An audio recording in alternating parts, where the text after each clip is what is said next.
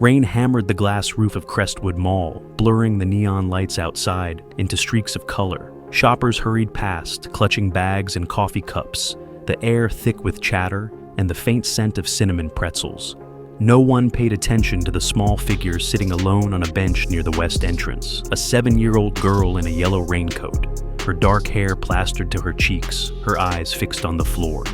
It should have been an ordinary Saturday afternoon, but in the space of a heartbeat, everything changed. The sharp echo of claws against tile cut through the noise. Bolt Officer Mark Ellison's K9 partner suddenly lunged forward, a deep, vicious growl ripping from his throat. His teeth bared his muscles, coiled his leash, straining so hard Mark's arm jerked forward. Gasps erupted. A mother yanked her child behind her. Someone screamed, "Get that dog away from her!" The mall seemed to freeze. Shoppers stared, breaths held, as Bolt's growl reverberated off the marble walls. The little girl didn't move, didn't even flinch. And then just as panic reached its peak, something shifted in Bolt's gaze. He wasn't looking at the girl. He was looking past her, at the danger no one else had seen.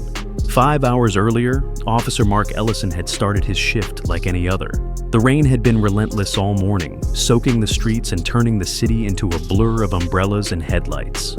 Bolt, his 6-year-old Belgian Malinois, sat in the back seat of the cruiser, alert, but calm. Mark trusted him with his life. They had been partners for over 4 years. That trust mattered even more today. Just before noon, an amber alert flashed across the precinct monitors. A 7-year-old girl named Sophie Carter had been abducted from a grocery store parking lot on the outskirts of town. The suspect was unidentified, and all they had was a grainy camera, still Sophie's frightened face, and the silhouette of a man leading her away. Mark's chest tightened. Sophie was only a year younger than his niece. He glanced at Bolt in the rearview mirror. "We're gonna find her boy," he muttered. By late afternoon, Bolt had followed a faint scent trail through wet alleyways across busy intersections, and finally to Crestwood Mall. Mark's pulse quickened as Bolt pulled hard toward the west entrance. Inside, the crowd was thick, the air warm and damp from wet coats. Bolt's head snapped, left his ears rigid. Then, without warning, he growled a deep, dangerous sound and lunged forward. Shoppers gasped, thinking he was going for the little girl on the bench. But Mark's eyes followed Bolt's line of sight and saw the shadow moving just behind her. The moment Mark spotted the man, his instincts screamed danger. The figure moved slowly from behind a kiosk, clutching a black duffel bag in one hand. His hood was pulled low, rain still dripping from the edges, and in his other hand glinted the unmistakable shine of a syringe. Bolt's growl became a vicious snarl as he lunged, pulling the leash tight. Gasps erupted from nearby shoppers. A mother yanked her child away. Someone shouted for security. The man's eyes were locked on Sophie. He was only a few steps away now, his expression cold and determined. He didn't see Bolt coming. "Bolt, take him!" Mark barked. The dog exploded forward, the leash slipping from Mark's hand. In one fluid motion, Bolt slammed into the man's chest, knocking him off balance and sending the syringe skittering across the floor. The man fell hard, grunting as Bolt pinned him, powerful jaws clamped dangerously close to his neck. Mark sprinted over, adrenaline surging. "Hold," he commanded. Bolt froze, his teeth bared, but unmoving eyes locked on the man. The suspect tried to twist free, but Mark was already on him, wrenching his arms behind his back and snapping handcuffs into place. "You're done," Mark hissed.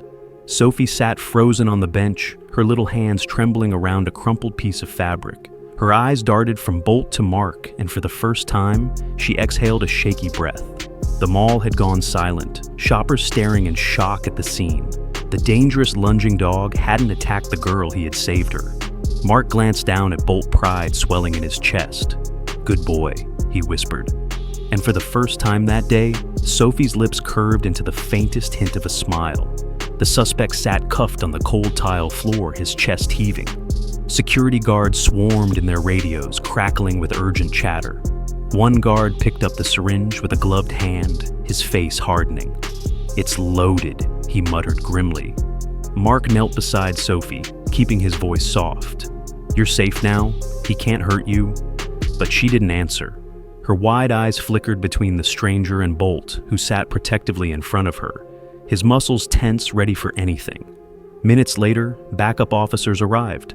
The suspect was hauled to his feet, still muttering curses under his breath. One officer leaned into Mark.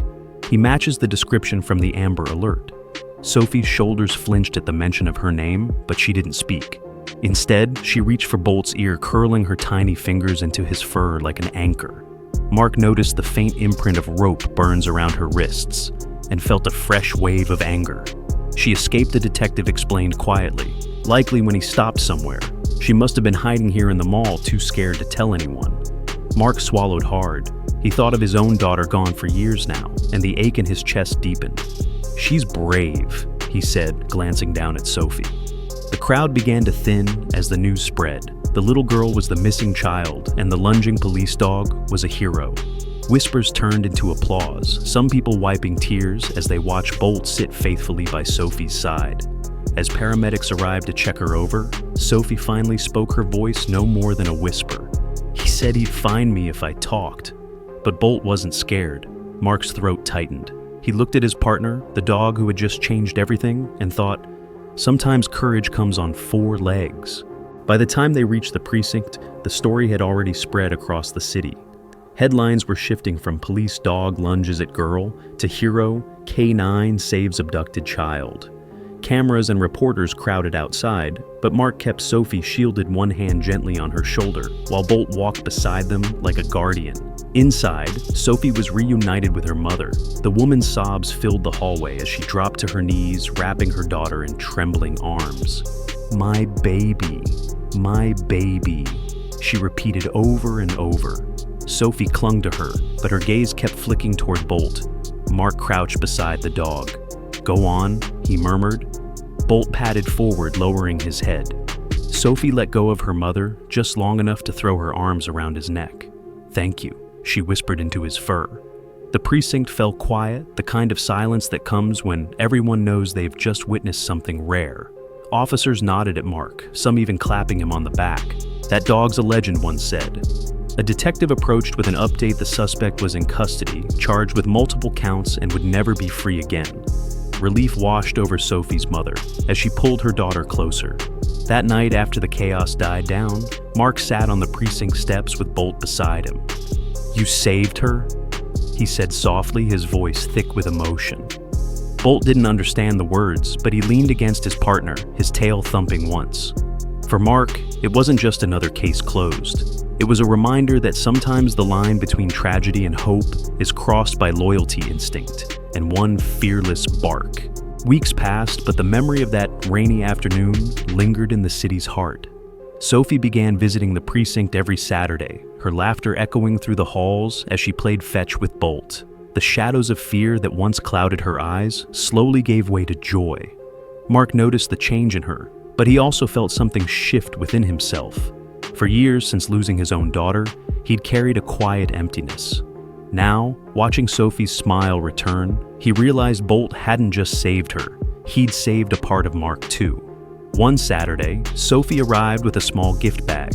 Inside was a silver dog tag engraved with the words, "My hero, Bolt." She slipped it onto his collar, then hugged him tightly. "Now everyone will know who you are," she said with a grin. Bolt's tail wagged furiously, and for a moment, Mark swore the old shepherd understood every word. From then on, Bolt wasn't just a police dog. He became a community symbol of courage and protection.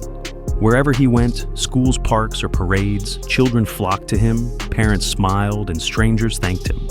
And Mark knew deep down that the bond between a rescued child and her 4-legged hero would never fade. This story carries several powerful lessons about courage, trust, and the unseen ways lives can be saved. It reminds us that heroes don't always wear uniforms or carry badges. Sometimes they have sharp instincts and an unwavering loyalty that defies danger. Bolt's actions show the importance of listening to intuition and acting quickly when something feels wrong. In life, danger is not always obvious, and help can come from unexpected sources. It also speaks to the healing power of connection. Sophie's recovery wasn't just about physical safety. It was about rebuilding trust and learning that the world can still be a safe place. Mark's journey reflects how helping someone else can heal wounds we carry within ourselves. Most importantly, the story teaches that kindness and protection can take many forms. And even the smallest acts, whether from a person or an animal, can change someone's life forever. In our own lives, staying aware, standing up for others, and valuing the bonds we form can be the difference between despair and hope. True heroism lies not in recognition, but in the quiet, determined choice to protect those who cannot protect themselves.